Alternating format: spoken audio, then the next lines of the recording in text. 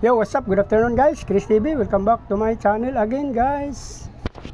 Today is Friday guys, May 3. Nandito ako guys. Ito yung sa unang video ko doon, nagpakita ko ng ref tab guys.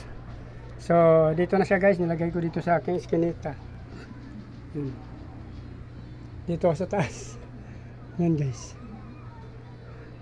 Naarawan din naman dito isang oras. Sa oras kalahati, ganun guys. Ito yung aking mga fish sa baba, iba. Yan guys, kapitbahay ko.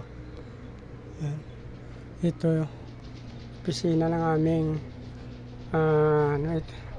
ito yung kapitbahay namin. Tapos ito, pisina to ng tinitira namin guys, yung katabi ko. So dito sa aking skinita guys, ito yung pinakita ko na ref tab doon sa una kong video guys. Yan, nilagyan ko na siya ng tubig.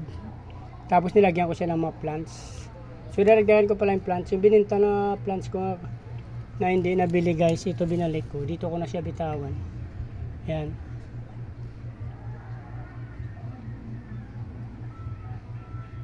Plants ay paramihin ko rito guys. Naglagay na ako doon ng water lettuce, guppy grass, saka hornwort guys.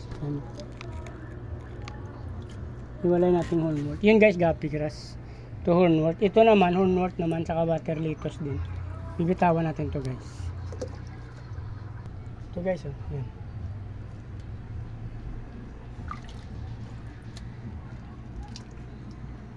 Yan. Ito isa. Punin pa natin isa guys.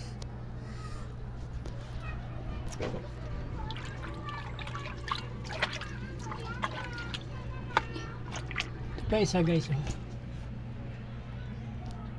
Natapon na yung kalahati.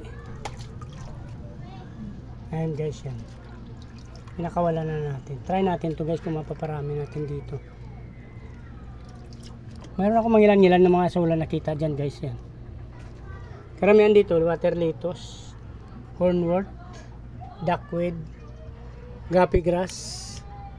May mangilan-ngilan ako dito nilagay na asula guys. Nilagyan ko siya ng mga kalahati guys kasi para hindi masyadong bumaba. Kasi mainit. Pag mainit ngayong panahon, mabilis lang naman tumabawas. Araw-araw nagbabawas kasi pag sobrang init.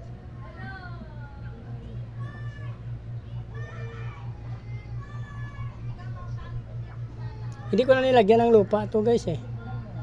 So try ko lagyan to ng abono mamaya kahit 3 piraso lang. Since mainit ngayon, baka mamatay naman sila. Kaya hindi ko pa muna nilagyan. Baka siguro sunod na lang guys. Tingnan muna natin yung reaction nila sa walang lupa at saka walang fertilizer guys. Kasi pag may ano kasi ito magano to eh, magkaroon ng ng algae, maglulumot pag nilagyan natin ng urea na fertilizer. Meron ako doon. Pero try ko muna na hindi lagyan. Pag medyo manilaw sila kasi walang lupa, talagyagan na lang natin ng lagyan na lang natin ito ng fertilizer sakali. Pero after 5 days siguro guys, gusto ko bitawan ito ng isda ng isang trayo.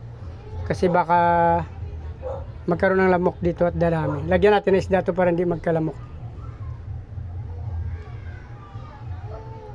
So yan na guys, yan lang muna nilagay natin. So wait natin ng 5 days bago bitawan ito ng isang trayo na fish. Para walang mabuhay na kitikiti dito, kakainin nila. Ayun guys, so yung aking mga fish nandyan sa baba. Dito kasi ako sa pinakatuktok ng aking mga fish. Ayun guys, yan o. Bumaba na ako ng konti, yan. Dito kasi aking fish, 1, 2, 3, 4. Tsaka natin nilagay yung ating ref tab yan, yan. Doon sa taas. Yung pinakita ko kanina. Pag umulan naman, dito na lang. Yan. Mayroon pa tayo mga fish dyan guys. Nilalagyan ko ng ganyan kasi minsan maruming nung galing doon. Tulad niya, no? Maruming pag naulan lang.